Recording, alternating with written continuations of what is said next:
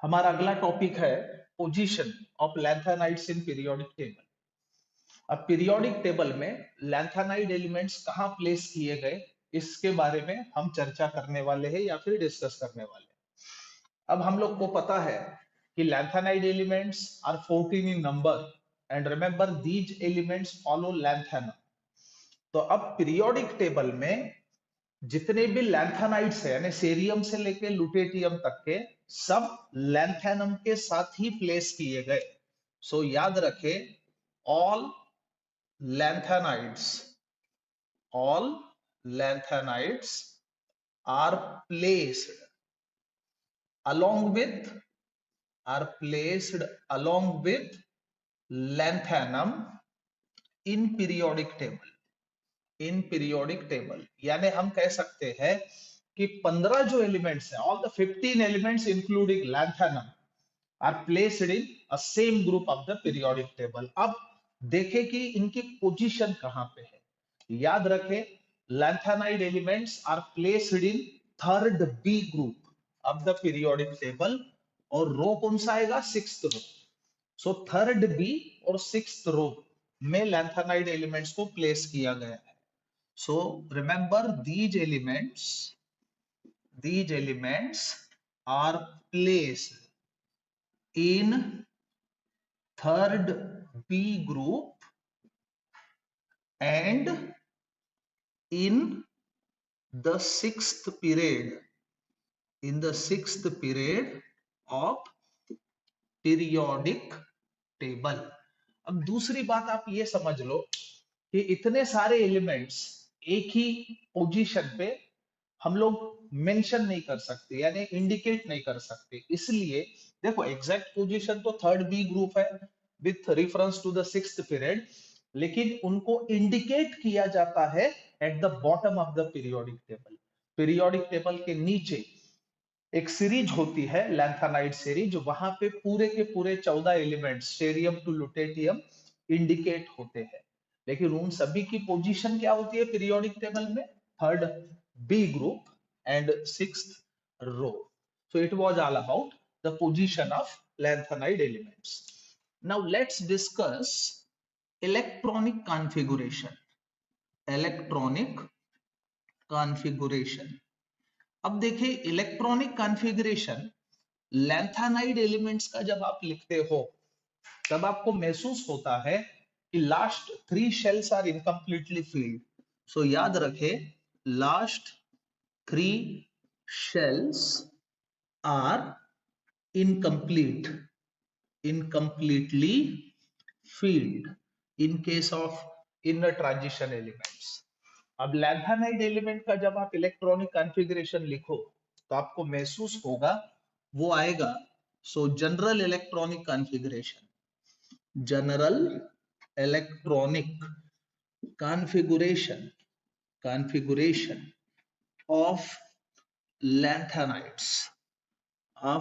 Lanthanides is, ये लगभग कुछ इस तरह से हम दिखा सकते हैं। 4f 1 to 14, I mean 4f orbital is successively filled, उसके बाद 5d 0 to 1 and 6s2।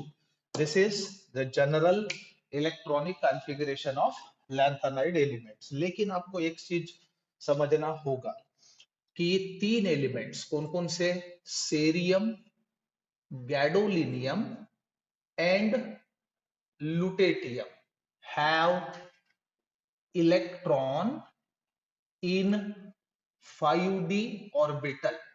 ये 3 ऐसे एलिमेंट्स हैं जिनके इलेक्ट्रॉनिक कॉन्फ़िगरेशन देखने के बाद आपको समझ में आएगा कि 5d ऑर्बिटल हैज इलेक्ट्रॉन, लेकिन इनको छोड़ने के बाद बाकी की जो लैंथेनाइड एलिमेंट्स है those do not have electron in 5d orbital। so it was all about electronic configuration। now let's discuss atomic and ionic radii, atomic and ionic radii of lanthanides। अब याद रखें, सबसे पहली बात, एटॉमिक रेडाई का मतलब क्या होगा। So distance between nucleus, in fact centre of the nucleus and valence shell, nucleus से लेके वैलेंस शेल तक का जो भी डिस्टेंस होगा उसे हम कहेंगे एटॉमिक रेडियस। रेडाई बोले तो प्लूरल, रेडियस सिंगुलर।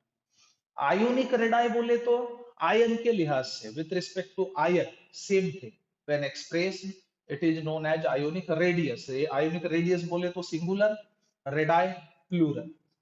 अब लैंथेनाइड एलिमेंट्स में एक चीज पाई गई है, जैसे जैसे एटॉमिक नंबर बढ़ते जाता है वैसे वैसे एटॉमिक और आयोनिक रेडाई जो है वो डिक्रीज होते जाता है, याद रखे।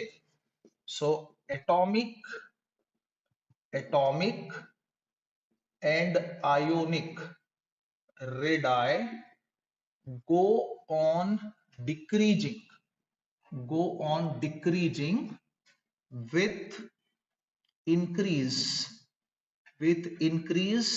in atomic number।